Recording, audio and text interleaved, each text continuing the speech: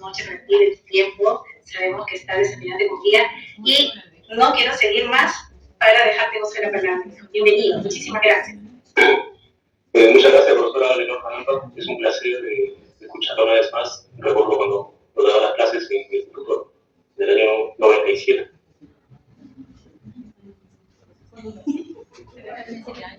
Ah, sí. Compartí mi experiencia con los colegas, con los estudiantes de guía que están hoy en día escuchando esta presentación. Mucha que todo lo que lean no pegó. Pero es los logros, es lo que has logrado y eso emociona y obviamente te enorgullece. Gracias. Gracias, profesor. Y bueno, la verdad estoy en una segunda oportunidad ahora con los colegas y bueno, voy a compartir mi experiencia personal, cómo es que llegaba ahora a trabajar en este lugar tan importante, tanto desde el punto de vista turístico como cultural arqueológico a nivel mundial. Lascaux es el sitio mayor de arte parital europeo. Entonces, donde yo trabajo en realidad es el tercer Maximil, es Lascaux 4, que corresponde al 90% de la totalidad de la cueva de Lascaux. Lascaux es una cueva con arte parital que se remonta a 20.000 años. Y bueno, yo acá por mérito propio y es un placer y honor tener la voz andina en ese centro de interpretación de Lascaux 4, la historia de la prehistoria francesa explicada en francés para los franceses por un guía peruano. Y eso todos los días que me lo restituí. Para compartir experiencias como que yo aquí en Lascaux, hay que volver un poco al pasado y bueno, vamos a empezar a compartirles un poquito, ¿no? Trabajar en lo que nos apasiona y ofrecer el turismo. Yo soy arqueólogo, también soy licenciado, investigo el arte rupestre peruano y ahora lo que es el arte tradicional europeo, pero siempre está de por medio que antes que todo soy un guía oficial de turismo. Y con placer que he egresado en el Instituto Tecnológico. Bien, ¿cómo es que nace este interés para ser guía de turismo? Justo con el contacto con la naturaleza propia de la costa y la yunga, que es lo que nos entorna a lo que vivimos en el Valle de Mochi. Y uno de esos lugares que me llamó la atención son las lomas costeras. En Trujillo, por ejemplo, tenemos las lomas costeras de Cerro Campana, Cabras y Ochicutur, las más cercanas. Entonces, mi primer contacto con estos ecosistemas frágiles se remonta en el año 95-96. Y es esta experiencia de estar frente a un lugar desértico en algunas épocas del año y eventualmente con la carga de humedad se convierte esa parte desértica en jardines efímeros, ¿no? Que me llamó la atención. Entonces, yo en la universidad me dio a entender que había una carrera, que era la carrera de turismo, donde entre otras cosas aprendí, por ejemplo, acerca de los ecosistemas frágiles y todo lo que está alrededor nuestro. Y es eso lo que me comenzó a llamar la atención para poder finalmente ingresar al Instituto y que se remonta al año 1997.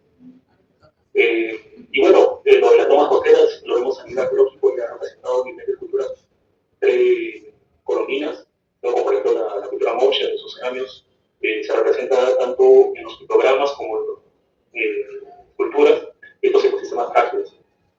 Y ya esta curiosidad que iba desarrollando y que iba alimentándome cognitivamente, se convirtió en una fuente de conocimiento, pero para investigar en el campo. Entonces, los caracoles que han visto, por ejemplo, secos sobre el desierto y también en las láminas que acabo de mostrarle, comencé a verlos directamente en las lomas cuando ya estás activadas. Entonces, los que vimos en el Valle Mochi, que es un lugar desértico, en realidad, se convierte en un oasis gracias al agua hoy día que viene del río Santa, pero es un lugar desértico, en realidad la yunga. Y si caminamos un poco más allá de los 4 mundos que nos rodean, ya sea en el centro urbano donde vivimos, vamos a descubrir nuestro ecosistema excepcional, que es el desierto. Y hay una flora y fauna única. Entonces es ahí donde uno comienza a descubrir y encuentra esa belleza que normalmente pasa desapercibida, porque uno cuando empieza naturaleza automáticamente nos lleva a pensar en flores, en árboles, pero que no son de nuestro ecosistema, pueden quizás de la selva u otros ecosistemas que no son de acá. Entonces, pero hay una naturaleza muy importante, frágil, evidentemente, que si uno comienza a investigar un poco más, le encuentra sentido. Encontrar esos bancos de germoplasma silvestre, en este caso los tomates, y también de la presencia cultural, ¿no? Porque uno camina por ahí y piensa que jamás nadie está caminando, por lo contrario, desde hace 14.000 años más o menos los primeros pobladores de Valle Moche están caminando en esa zona, ¿no? Y y ha dejado su impronta cultural, ya sea a nivel arquitectónico o también como, por ejemplo, a través de lo que se llaman los petroglifos o las quiltas, los pictogramas, ¿no? Entonces, ese era lo que iba comenzando a tomar más interés en mí, que aparte de estudiar para guía oficial de turismo, la curiosidad salteaba. Cada vez que uno, a menos que yo leía algo, me daba cuenta que no conocía nada. Y por eso que, entre otras razones, decidí estudiar arqueología en la Universidad Nacional de Trujillo. Y que lo estudié en dos periodos, ¿no? Un periodo que empezó en el año 2003, pero que por razones personales tuve que dejarla, y lo retomé 10 años más tarde, ¿no? En el año 2013. Y es así como en tema de investigación para tener la licenciatura, por ejemplo, tomé un poco de campo de estudio a la Quebrada Santo Domingo y la Loma Ochipulco. Por eso, por ejemplo, fue, para las personas que me conocen de cerca, ha sido una de las causas en las que yo estoy involucrado al 100% por recursos propios para la conservación, la investigación y la protección de este sitio excepcional, que lamentablemente, aún con los esfuerzos individuales, colectivos y a veces institucionales, el lugar ha sido siendo depredado. Como ya sabemos, el tema de la depredación de patrimonios culturales, a veces con el aval de las autoridades de turismo. Cuando yo estaba estudiando para hacer guía de turismo, tuve la oportunidad de ir al complejo arqueológico de Caballo Muerto, donde se encuentran los puntos más excepcionales en aquel periodo, que son Boca de los Reyes. Y entonces, en el año 97, recuerdo que tuvimos la suerte como estudiantes de guía de turismo de visitar Boca de los Reyes, y en aquella época se estaban haciendo los trabajos de conservación. Y esta es una fotografía de mi época de estudiante de guía, ¿no? Con esos relieves que fueron políticos, estaban pintados en un momento dado, que hoy en día me parece que ya está ahí, ahora hay presupuesto para la puesta en valor de los Reyes.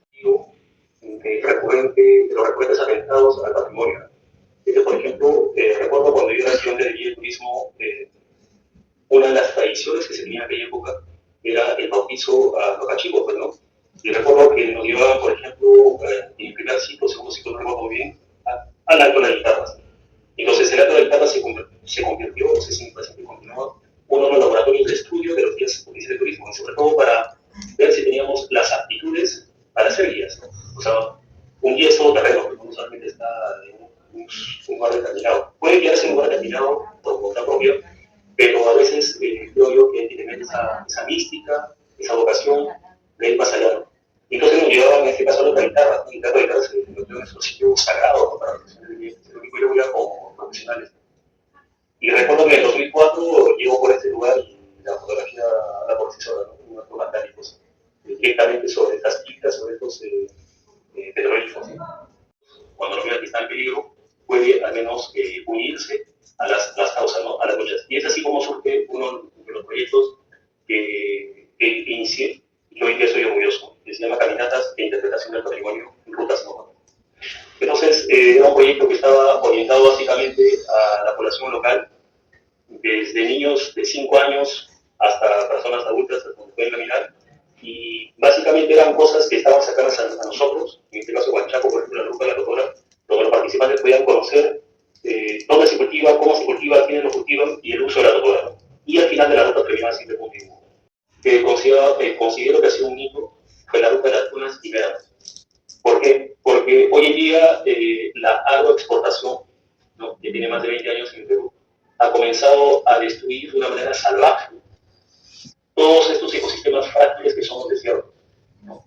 La gente dice desierto y dice que no hay nada. Pero esos desiertos que tenemos en el Valle Moche, o que teníamos, porque el último video que he dicho que fue casi este año, en el mes de febrero, me da por entrar la sorpresa que ya no hay. Solo hay una parte, no hay algunas, el resto, todo está transformado en lugares de buenos cultivos, ¿no? De parática, arándanos, en fin, ¿no? Lo que hoy en día, bien es cierto, constituye una fuente de ingreso temporal, porque cuando ya no haya agua en el río Santa, ya no va a haber agua para irrigar todas esas dunas, esos desiertos que han demorado miles de años en constituirse y formarse, ¿no? Por ejemplo, toda esa fauna ya no existe. Segundo, hay un impacto negativo en el jardín de Trujillo. Desde que Chaimochi comenzó a irrigar todas esas zonas que eran desiertos, el clima en Trujillo ha cambiado. Es un clima más húmedo. Coincidentemente, había una alza de personas con enfermedades a vías respiratorias. Y todo lo responsable es el cambio de ese microclima que hoy en día se vaya mucho.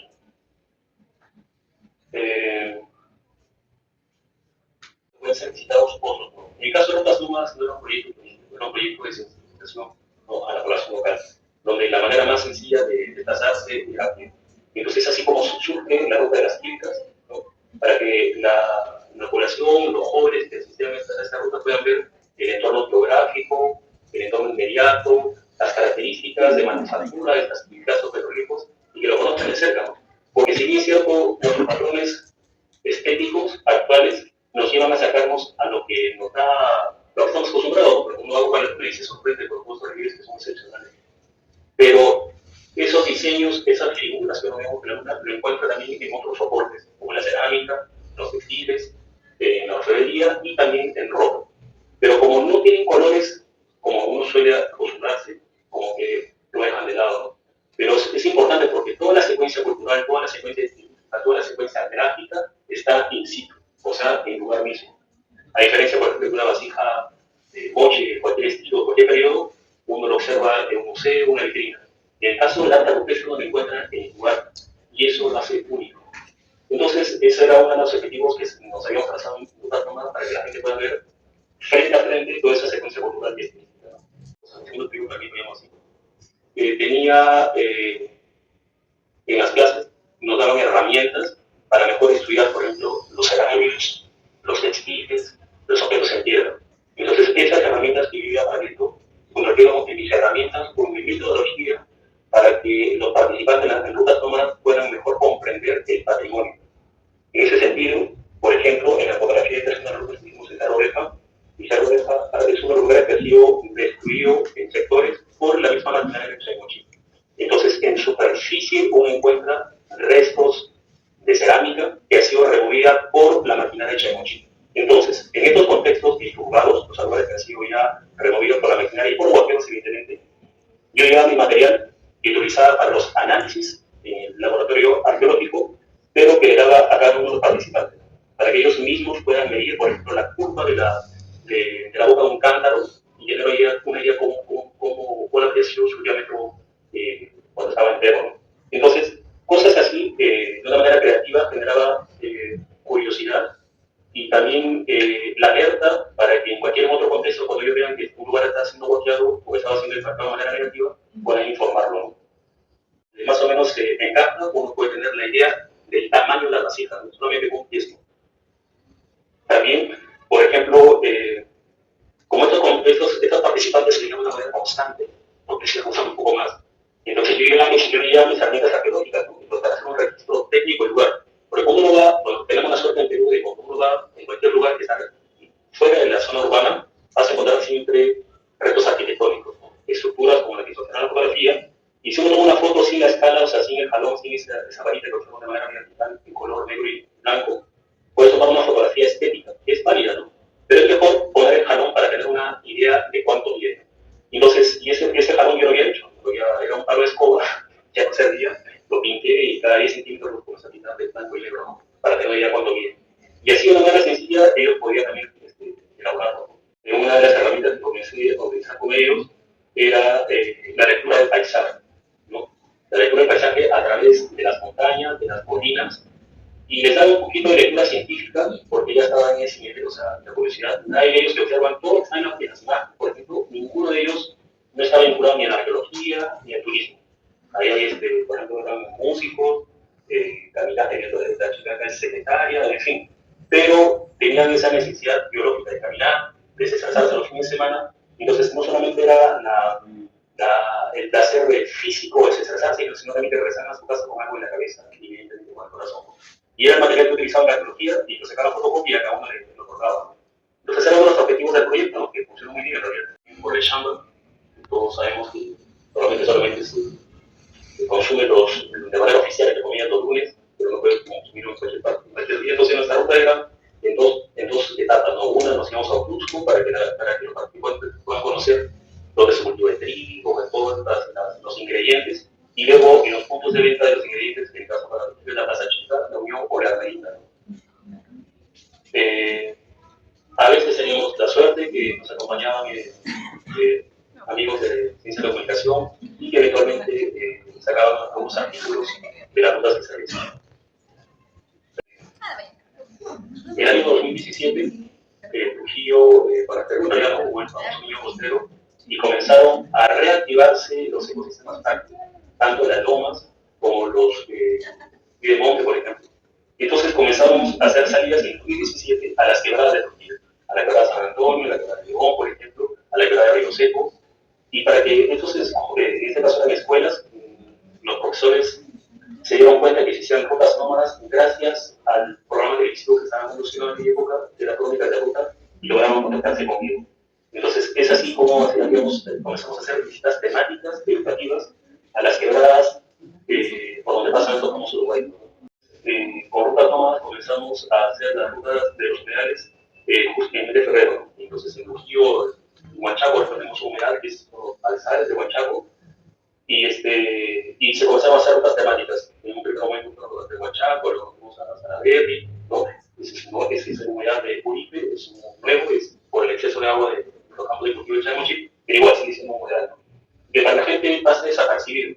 Pero cuando comenzamos a llevar a los caminantes, la cosa cambiaba. La creencia del humedal, cuáles son las características del humedal, qué animales crecen en un humedal, cuál es el uso social que hay en un humedal, su económico, inmediatamente, ¿no? Y por qué se tiene que proteger. Como habló la profesora Jananta de las conferencias que podemos organizar con rutas, ¿no? O sea, lo interesante, y creo que me dejo entender, es que como guía de turismo, nuestro campo de acción es vasto.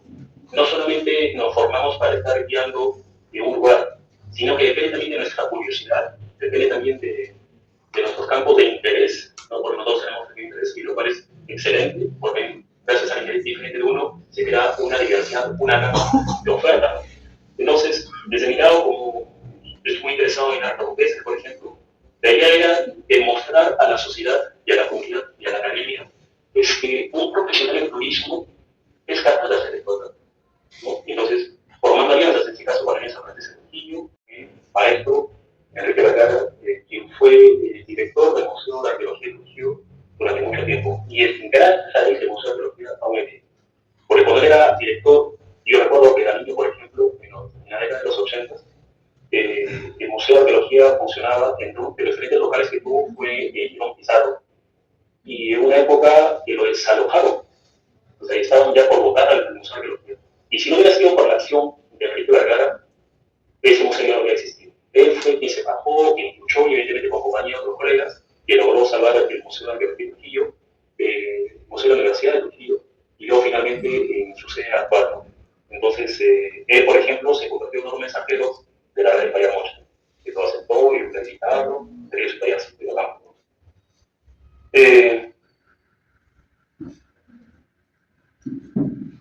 Lo interesante cuando una persona descubre lo que quiere hacer es que no tiene límites, ¿no? El cruce de la Panamericana Norte con la ruta que va, con el camino que va a Chicotoy Viejo, desde aquí hasta Huanchaco son 21 kilómetros, imagínate. Y cuando llegas a Huanchaco a comerte tu chicano, ¿no? Pero corriendo ves, pues pasas por el Carranteán, por caminos arqueológicos, ¿no? Ya por entiendo eso, por ejemplo, gran parte no existe porque todo por ahí pasa este cauce que han hecho el río Seco por el tema del amarillo para los huaycos, y también por los galpones, ¿no? Que todos han estudiado. No había límites, o sea, proponía al coordinador general y le decía, vamos a hacer la ruta de las lomas costeras, y se iba bacán, y lo hacíamos hasta, en este caso, la loma Chicurú, con todo el equipo. Entonces, en ese sentido no había límites, era lo que en los programas televisivos de Upau TV, que tenía, entre comillas, más éxito, que tenía más espectadores en la crónica de la ruta. Porque íbamos a lugares donde el resto del programa no iba, ¿no? Y en este caso la ruta de Chamba, en Otusco, ¿no? Se mostraba, por ejemplo, los comerciantes con ofertas, los ingredientes para preparar el Chamba. Y es así como el Ministerio de Cultura otorgó al programa Crónica de la Ruta otorgó este mérito de interés cultural. Para nosotros fue muy gratificante para todos. El profesor Ricardo Morales y el profesor que para descanse, Santiago Uceda, en las clases de arqueología siempre lo decía. El que investiga y no publica, o sea, si uno investiga, uno va al lugar y no publicas, estás a medio trabajo, tienes que publicar. Y es así como las rutas nómadas comenzamos con el apoyo de investigadores de renombre, comenzó a publicarse artículos de nivel científico. En este caso, por ejemplo, este famoso camino que atraviesa a Capacián, que pasa por la zona oeste de Cerro Campana. Y esa fue nuestra contribución, que era un camino Moche también. Porque cuando de acuerdo a las investigaciones anteriores, también tenía el camino Chimú y ese famoso camino Chimuica, que es el Capacián. Pero había el camino Moche que pasaba por la zona. Y esa fue una contribución, fue publicado en dos medios de comunicación, unos medios científicos, uno que era de la Universidad Mayor de San Marcos y de la revista Arquitectura de la Libertad. Se centraba en la loma Cerro Campana, pero la loma Chicutú estaba abandonada. Yo no soy biólogo, yo soy guía de turismo, soy arqueólogo ahora, pero como nadie se interesaba, tenías que hacerlo, pues, ¿no? Y uno tiene que hacerlo para que la academia o los investigadores reaccionen. Si no lo hace nadie, hay que hacerlo. Y es así como con ayuda, por ejemplo, a nivel tecnológico, de la guía de lomas de otras zonas del Perú, pude hacer un registro fotográfico, visual y descriptivo de lo que pude registrar en la loma Mochiputú. Y esa fue mi contribución. Ahora salió algo más completo, excelente. Pero aquí época también, entonces, una vez más se pensaba, un guía oficial de turismo hizo este reporte. Entonces, es para que vean, futuros colegas, que ustedes, desde que están ya en las aulas para hacer guías de turismo, tienen todas las oportunidades por la mano. Simplemente hay que ir adelante para las áreas húmedas, para los humedales. UNESCO designa por ciertos valores universales a un sitio de interés para que tenga este título mundial. Ramsar hace lo mismo, pero para las humedales. Entonces, mi propuesta fue que en los Balsares de Huanchaco se cree un sitio Ramsar, ¿no? Y también fue publicado en la revista de la Universidad Privada de Morrego. Y bueno, yo obtuve la licenciatura por la Universidad Nacional de Trujillo en el año 2019 y ese mismo año, por razones personales, netamente personales, tuve que dejar el Perú y venir a Europa, a Francia. Dejé, y en Francia hay un departamento que queda al suroeste, que se llama Dordoña, y el sitio más importante a nivel turístico y arqueológico es Lascaux, ¿no? Como les comenté un momento, Lascaux presenta las evidencias de arte parental, una de las más antiguas de Francia, que se remonta a 21.000 años. Entonces, yo visité este lugar con mis hijos, que los dos primeros son mellizos, y Rumi. Recuerdo que cuando yo estaba en este lugar de Lascaux y estaba viendo unas pinturas para mí me intrigan mucho hasta ahora, me jaló de la mano y dijo, pero papá, es arqueólogo, tú puedes trabajar aquí. Y es el detonante que me hizo pensar, claro, bueno, soy arqueólogo, soy de turismo, aparte de mi pasión por arte, ¿por qué no? Envié mi carta de motivación, le llaman aquí, mi CD, tuve la entrevista de trabajo, en febrero del año 2020, y a finales de febrero ya estaba firmando el contrato para trabajar en Lascaux. Lamentablemente, como ustedes saben, en 2020 empezó la pandemia, y luego que pasó el confinamiento, bueno, yo no me hice con mi mascarilla todavía, desde el año 2020. Yo lo encuentro muy simbólico porque cuando tuve la entrevista de trabajo con el director de mediación y con la directora de recursos humanos, recuerdo que María Estefan se llama así, me dijo, Víctor, de una día prueba, ¿no? Y bueno, a veces es una señal, ¿no? Que la vida es todo bonito, como que el destino te trae a cabo, y así, desde el año 2020. El año 2021, por el tema de la pandemia, tuve que salir de Lascaux y empecé a trabajar en los jardines del imaginario, que es un jardín contemporáneo, es una obra de arte, en realidad.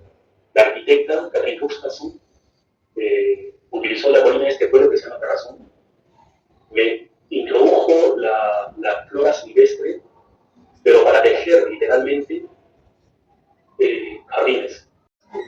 Entonces, el Centro de Interpretación de Arte Radical, Lascaux 4, que está en San Maximiliano, en los meses de junio y julio hay un festival que se llama el Festival de Culturas, y lo interesante es que tienen delegaciones de músicos, de danzantes de diferentes partes del mundo. Entonces, la responsable, cuando convino a Alex en español, todas las delegaciones hablan español, y las visitas las hago siempre yo, ¿no? Entonces están, por ejemplo, de Bolivia, tampoco son imagen, Colombia, Costa Rica, Ecuador, Perú y Venezuela. Y ahí estoy con mi sombrero de charán. Este año que estuve en Perú, una de las cosas que estuve siempre, o sea, como pendiente, era comprarme mi sombrero. Mi sombrero de baja toquilla que viene siendo. Entonces, porque es un sombrero de ala ancha, el verano aquí la temperatura llega a 42 grados. Entonces uno tiene que protegerse. Entonces, más que todo funcional.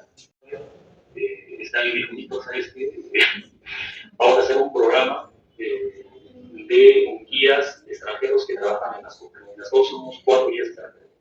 Pero solamente escogieron a 2. Mi colega Catalina, que es italiana, y a mí. Y salimos en un reportaje en France 3, que es como un equivalente para Perú. Quizás no sé cuál es el canal más visto ahorita en Perú, quizás es Panamericano o América, no sé. Pero en un primer momento salió a nivel departamental el reportaje, luego salió a nivel regional y después salió a nivel nacional. Y recientemente, uno de los formatos de éxito de las COP4 son las visitas contadas. Las visitas contadas está orientada para niños de 5 a 10 años, en la cual hay 2 personajes, el explorador o exploradora y el prehistórico o prehistórica. Entonces, la visita consiste en los papás vienen con sus niños, la visita es únicamente para niños, y los papás vienen en la segunda visita que se llama de adultos. Entonces, a mí me habían dicho para hacer esta visita ya desde hace algunos años, pero yo siempre había insistido, no me gustaba, no me sentía yo. Pero este año propuse hacerlo, el explorador, porque este año traje mi caracola, mi putuyo, estoy con mi chuspa, que me ofertó mi compadre Quiste, allá en Puno, en Capachica, y mi sombrero. Entonces mi personaje es un arqueólogo peruano que ha venido a la colina de Lascaux y quiere investigar ahí. Entonces le pregunto a los niños si quieren acompañarme en esta aventura. Llego, toco mi tributo y es así como pido permiso antes de entrar a la cueva. Y ahora porque esa persona que yo no es como si yo sé, todo peruanito se está muchachos, o sea, es el tipo de nómade. Entonces es el arqueólogo peruano que viene ya pues a los directores les ha gustado una vez más. Es un éxito, ¿no? Este nuevo proyecto. Por la cueva, es un lugar que lo siento como mío, a la cueva no se le dice guata, ¿no? Porque siempre están saliendo de lugares sagrados, ¿no? De nosotros, son nuestras huacas pueden ser desde un recinto pequeñito, una colina, un espacio, hasta lugares monumentales, toda esa connotación. Y para mí la cueva de las cosas es guapa. Y es un orgullo y un placer compartirlo con ustedes. Y para decirles que si ustedes le ponen pasión, le ponen fuerza a lo que desean hacer, pueden llegar a donde ustedes lo deseen. Y tienen la suerte que la profesora Janapa aún está ahí como profesora, como responsable, porque gran parte de mi experiencia profesional se lo debo a ella, y yo siempre se lo agradecido como ahora. Entonces, continúen, espero que lo compartido algo lo tome de bueno, y bueno, pues, tenemos ahí. No.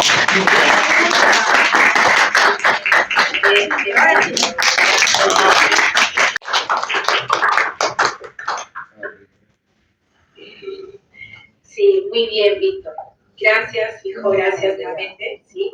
Nosotros, como siempre te digo, ¿no? Emocionadísimas también yo.